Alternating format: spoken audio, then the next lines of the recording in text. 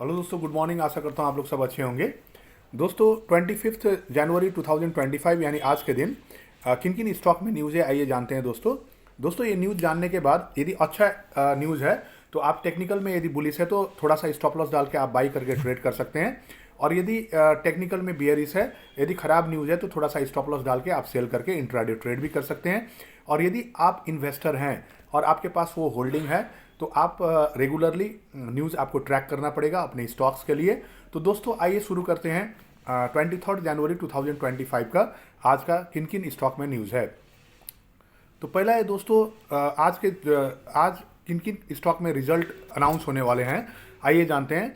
Quarter third का result: UltraTech cement, doctor Reddy's lab, Hindustan petroleum, Adani energy solution, Adani green energy, Zee entertainment limited, united spirits, Mphasis, Syngene international, Ujjivan small finance bank, Sona BLW, Tejas network, Indian energy exchange, Spandana Sphoorty financial, Nippon life India asset management company, Capri global capital, Mankind pharma, Indus tower, Amber enterprises, K fintech, Greaves cotton, Thyrocare tech, Suryoday small finance bank,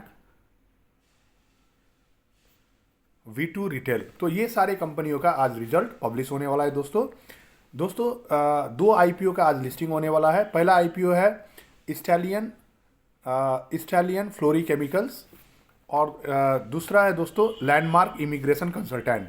तो यदि आप लोग ने IPO apply किया है तो आप इसका लिस्टिंग में नज़र बनाए रख सकते हैं आज। नेक्स्ट स्टॉक है दोस्तों कोफोर्ज का आज क्वार्टर थर्ड का रिजल्ट पब्लिश हुआ है कल 22 जनवरी को। तो कोफोर्ज का रिजल्ट कैसा है आइए जानते हैं दोस्तों। नेट प्रॉफिट इसने रिपोर्ट किया है 216 करोड़। लास्ट क्वार्टर में था जो सितंबर क्वार्टर में 202 करोड़ का था। एस्टिमेटेड 260 करोड़ का था। 260 करोड़ का एस्टिमेट इसने मिस किया है, एस्टिमेट से कम आया है दोस्तों। Earning before interest and tax 316 crore इसने रिपोर्ट किया है, जबकि लास्ट क्वार्टर में सितंबर में था 287 करोड़ का और एस्टिमेटेड था 397 करोड़। इसको भी इसने मिस किया है, 397 करोड़ का एस्टिमेट से कम आया है।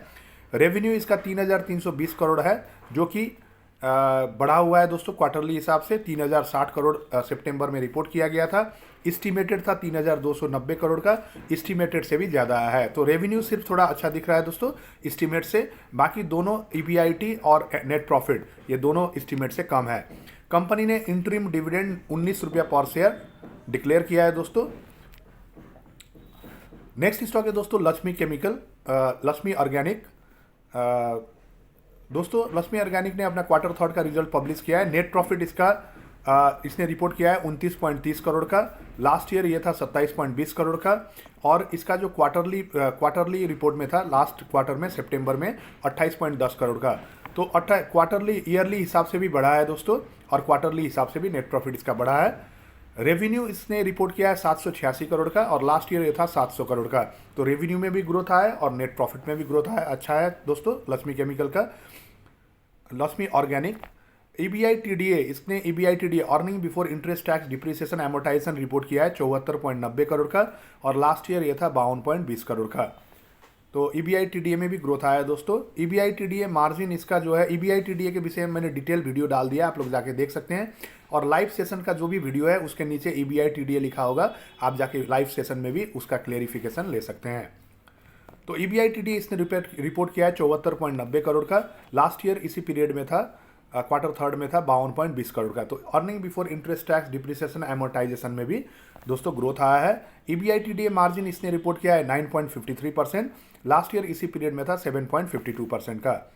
नेक्स्ट स्टेक है दोस्तों सिग्निटी टेक ने अपना क्वार्टर थर्ड का रिपोर्ट पब्लिश किया है रिजल्ट, जिसमें नेट प्रॉफिट इसका बड़ा है लास्ट क्वार्टर के कंपैरिजन में। सितंबर क्वार्टर के हिसाब से इसने रिपोर्ट किया है दिसंबर क्वार्टर में 63.60 करोड़ का, लास्ट क्वार्टर में था 52.90 करोड़ का।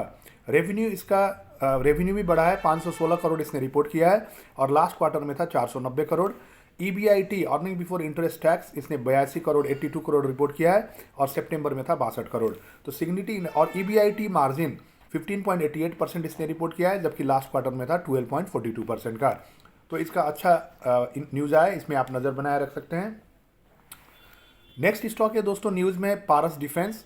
12,000 करोड़ का इन्वेस्टमेंट में ऑप्टिक्स पार्क इस्टेब्लिश करने के लिए कंपनी ने महाराष्ट्र गवर्नमेंट के साथ मेमोरेंडम ऑफ अंडरस्टैंडिंग यानी कि एमओयू किया है। ये प्रोजेक्ट 2,000 जॉब क्रिएट करने का संभावना दिख रहा है इसमें, और ये जो प्रोजेक्ट है ये 2028 से संचालन में आएगी दोस्तों। तो ये एक पारस डिफेंस के लिए एक अच्छा न्यूज़ है।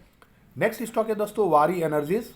वारी एनर्जी का न्यूज़ ये है दोस्तों, कंपनी का जो सब्सिडियरी है वारी सोलार अमेरिकाज, इसने टेक्सास यूएसए में 1.6 गीगावाट सोलार मॉड्यूल लाइन का कमर्शियल प्रोडक्शन शुरू कर दिया है, जो कि वारी एनर्जीज के लिए एक अच्छा न्यूज़ है दोस्तों।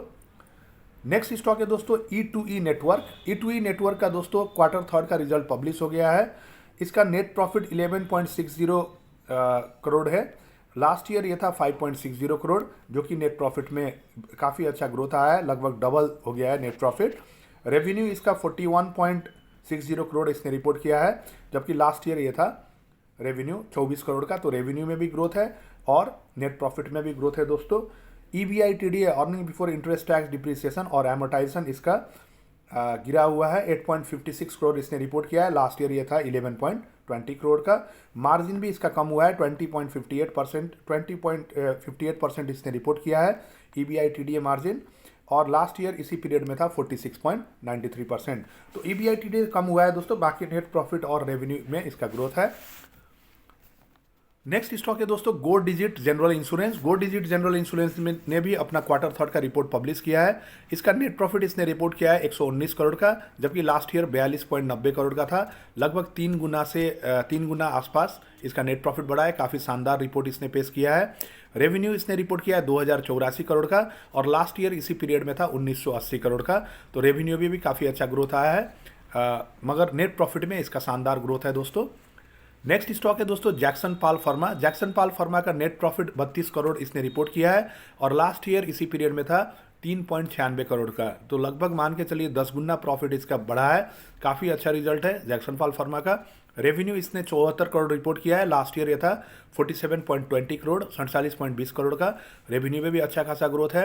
Earning before interest tax depreciation amortisation इसने रिपोर्ट किया है 15.90 करोड़, और लास्ट ईयर ये था 3.40 करोड़ का। तो इसमें भी काफ़ी अच्छा ग्रोथ है, लगभग 5 गुना EBITDA बढ़ा है। EBITDA मार्जिन इसने रिपोर्ट किया है 21.45%, और लास्ट ईयर इसी पीरियड में था 7.19%। तो लगभग 3 गुना EBITDA मार्जिन इसका बढ़ा है। तो जैक्सन फार्मा में आप नज़र बनाए रख सकते हैं, काफ़ी शानदार रिजल्ट इसने पेश किया है दोस्तों। नेक्स्ट स्टॉक है दोस्तों ऑल कार्गो टर्मिनल्स। कंपनी का CFS वॉल्यूम में लास्ट मंथ से 8% का ग्रोथ हुआ है, और ये CFS वॉल्यूम जो है इसका क्वार्टरली रिपोर्ट में ये सबसे हाईएस्ट वॉल्यूम है, जो कि ऑल कार्गो टर्मिनल्स के लिए काफ़ी अच्छा न्यूज़ है। नेक्स्ट स्टॉक है दोस्तों हेरिटेज फूड। हेरिटेज फूड ने भी अपना क्वार्टर थर्ड का रिजल्ट पब्लिश कर दिया है। नेट प्रॉफिट इसने रिपोर्ट किया है 43 करोड़ का, 43 करोड़, और लास्ट ईयर ये था इसी पीरियड में 27.10 करोड़ का। Earning before interest tax depreciation amortisation मैंने पहले बताया। EBITDA का वीडियो मैंने बना दिया, आप जाके देख सकते हैं। लाइव सेशन में भी नीचे EBITDA लिखा होगा, लाइव वीडियोस में आप जाके देख सकते हैं, आपको क्लियर हो जाएगा क्या है EBITDA। EBITDA 74.10 करोड़ इसने रिपोर्ट किया है, और लास्ट ईयर 49.30 करोड़ का था दोस्तों। EBITDA मार्जिन इसने रिपोर्ट किया है 7.17%, और लास्ट ईयर इसी पीरियड में था 5.34% का। तो हेरिटेज फूड का भी अच्छा न्यूज़ आया है दोस्तों, इसका ग्रोथ है नेट प्रॉफिट में और EBITDA में भी।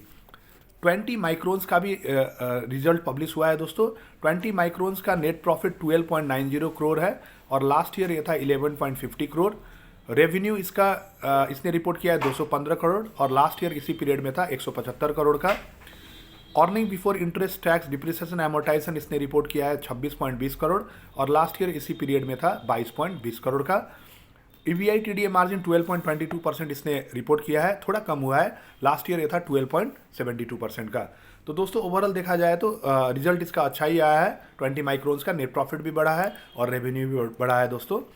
आज का अंतिम स्टॉक है दोस्तों असेलिया सॉल्यूशन, ACCELYA, असेलिया सॉल्यूशन।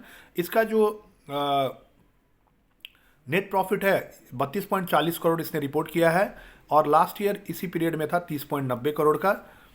रेवेन्यू इसका रेवेन्यू में भी वृद्धि हुआ है, ग्रोथ हुआ है दोस्तों। 133 करोड़ इसने रेवेन्यू रिपोर्ट किया है और लास्ट ईयर इसी पीरियड में था 125 करोड़ का। Earning before interest tax depreciation amortisation 51 crore इसने रिपोर्ट किया है, जो कि लास्ट ईयर था 45.90 करोड़ का, इसमें भी ग्रोथ आया है दोस्तों। EBITDA मार्जिन 38.33% इसने रिपोर्ट किया है, लास्ट ईयर इसी पीरियड में था 36.78% का दोस्तों। 38.33% है इस साल और मार्जिन, और लास्ट ईयर था 36.78%। तो दोस्तों इसमें भी आप नज़र बनाए रख सकते हैं, इसका रिजल्ट भी अच्छा आया है दोस्तों। थोड़ा माइल्ड ग्रोथ है मगर अच्छा खासा ठीक ठाक ही रिजल्ट है। तो दोस्तों आशा करता हूँ ये वीडियो आपको पसंद आया होगा। पसंद आया होगा तो लाइक शेयर कर दीजिएगा और मेरे चैनल को सब्सक्राइब जरूर कर दीजिएगा और बेल आइकन को दबाना ना भूलिएगा, ताकि मेरा जो वीडियो शॉर्ट्स और लाइव सेशन का नोटिफिकेशन है आपको तुरंत मिले और आपका नॉलेज और इन्फॉर्मेशन अपडेटेड रहे दोस्तों। तो दोस्तों एक इन्फॉर्मेशन और मैं दे रहा हूँ, डेली आप लोग का आंसर का क्वेश्चन का आंसर देने के लिए, दुविधा जो भी हो शेयर बाजार रिलेटेड सॉल्व करने के लिए, डेली मंडे टू फ्राइडे रात को 8 बजे के बाद 1 से 2 घंटे के लिए मैं लाइव आता हूँ। सैटरडे सुबह 1 से 2 घंटा, शाम को 1 से 2 घंटा, और रविवार संडे के दिन जब भी मुझे टाइम मिलता है मैं लाइव आता हूँ, ताकि आप लोग का क्वेरीज और क्वेश्चन को सॉल्व कर सकूँ। आप लोग जरूर ज्वाइन कीजिएगा। Thank you all of you, have a nice day.